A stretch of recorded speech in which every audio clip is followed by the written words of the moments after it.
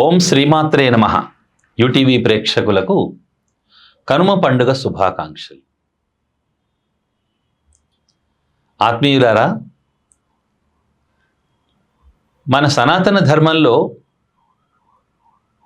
అన్ని పండగల్లో 3 రోజుల ముచ్చటైన పండగ సంక్రాంతి. భోగి, సంక్రాంతి, కనుమ. కనుమ పండగ నాడు కనుమ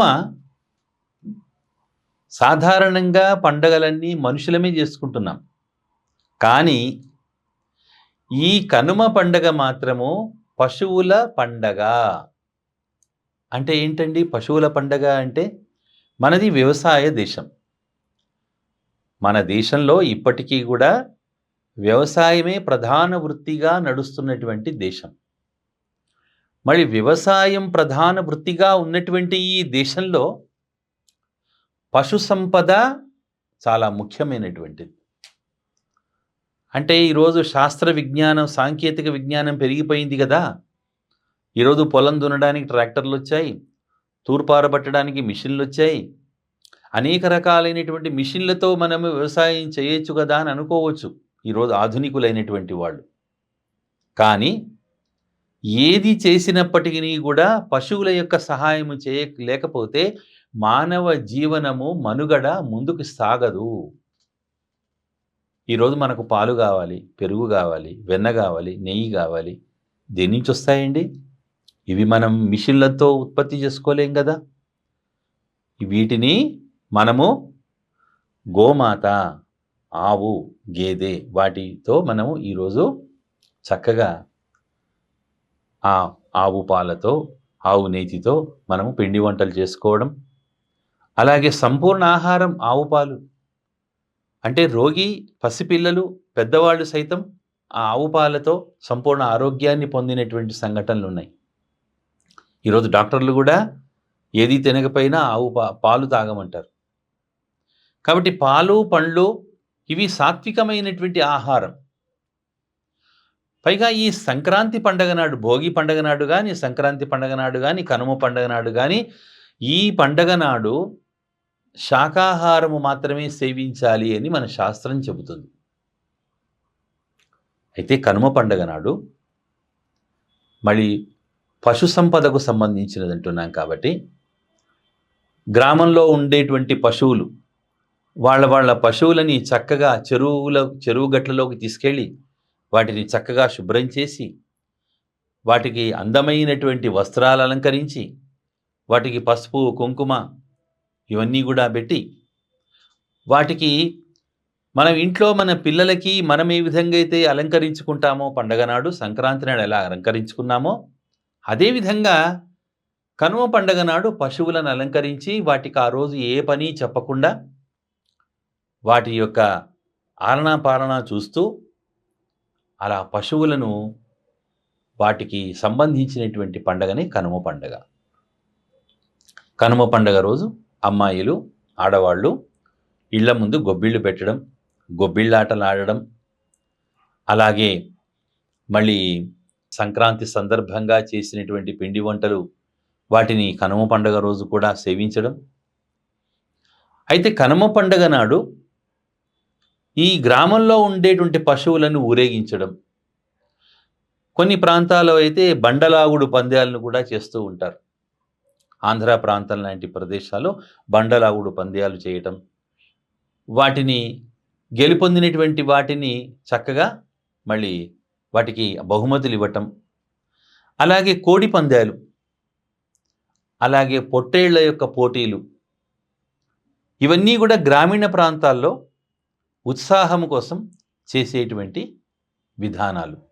ఇప్పటికీ కూడా కొన్ని ప్రాంతాల్లో, ఆంధ్ర ప్రాంతాల్లో కోడి పందాలు చాలా ఉధృతంగా జరుగుతూ ఉంటాయి.